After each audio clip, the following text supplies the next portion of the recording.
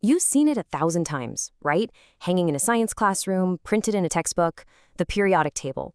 But what if I told you that this chart you think you know isn't just a list of elements? What if it's secretly telling a story?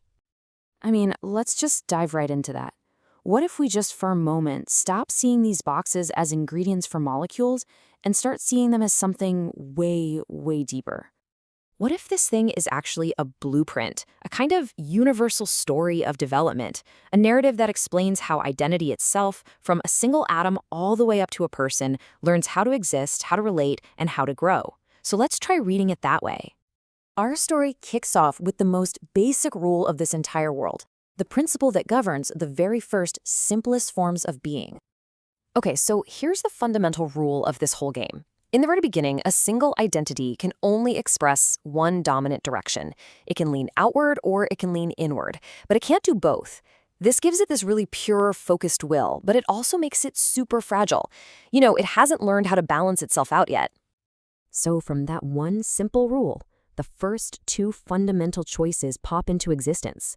These are the first two characters in our story. And here they are, the two primal urges. On one side, you have hydrogen, the reacher. It's just pure outward will, totally unstable on its own, and it desperately needs others to feel complete. And on the other side, you have helium, the self-contained. It's a perfect, stable inner loop that needs absolutely nothing from the outside world. This tension, right here, this pull between reaching out and holding in, that's the engine that drives everything that comes next. This quote, it just perfectly captures the next chapter in our story, and that chapter is lithium. See, with lithium, we get the first identity that is actually aware of what it's missing. Chemically, it's got this one lonely electron it's just dying to give away. So its incompleteness isn't some kind of flaw, it's an orientation. It's a powerful gravity pulling it toward connection, toward balance. And then we get beryllium. And beryllium is our first warning sign. While lithium is out there seeking, beryllium is stable, but it's locked into this rigid structure. It's here to show us that being complete isn't the same thing as being alive. A system can be whole, but so inflexible that it can never, ever truly change. So, after these first individuals figure themselves out, the story evolves. Identity takes the next logical step.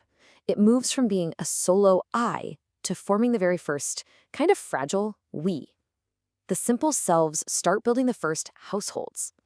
So meet boron, the first mediator. It literally lives on the line between metal and non-metal, and its entire existence is an act of translation. It's stretched between these opposing forces, part of it pulling in, another part pushing out. And its stability, its very survival, comes from holding that tension, from bridging a gap that would otherwise just break. And then we get carbon, the master builder. Carbon has this world-changing aha moment: repeatability. It finds a stable internal pattern and realizes, hey, I can copy this. It can link them, weave them, and build these huge, complex structures without falling apart. This is how life gets a backbone.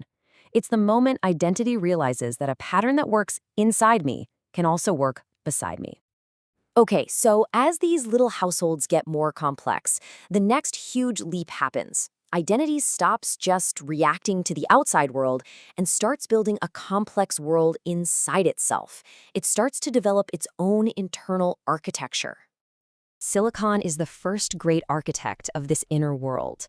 It's a bit like carbon, it's got those 4 connection points, but it's bigger, more rigid. So when silicon is faced with chaos, its instinct is to build a grid, a crystal lattice. It discovers that structure itself is an incredibly powerful tool for stabilizing a system, for turning all that internal chaos into predictable, organized patterns. And this brings us to iron, which is a major, major turning point. With iron, that internal structure becomes so coherent, so clear, that its influence actually starts to radiate outward. It creates a magnetic field. It doesn't need to use force. Its very presence organizes the world around it. Coherence becomes influence. Chaos just naturally starts to align itself with iron's powerful sense of direction. So, we followed this story from a simple choice to reach or to rest, all the way to complex inner worlds that can organize their own environment. Now it's time for the final step. Realizing this blueprint isn't just about atoms, it's happening everywhere, at every single scale. I mean, just look at how these patterns scale up. The lonely, self-seeking connection, that's hydrogen, but it's also us. The quiet mind that's perfectly content on its own, that's helium. A team that builds something amazing together, they're using carbon's logic of repeating a shared pattern. A powerful culture that organizes a whole society around one core idea, that's the magnetic influence of iron.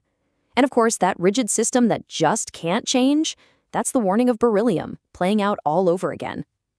So, in the end, this isn't just a story about chemistry, is it?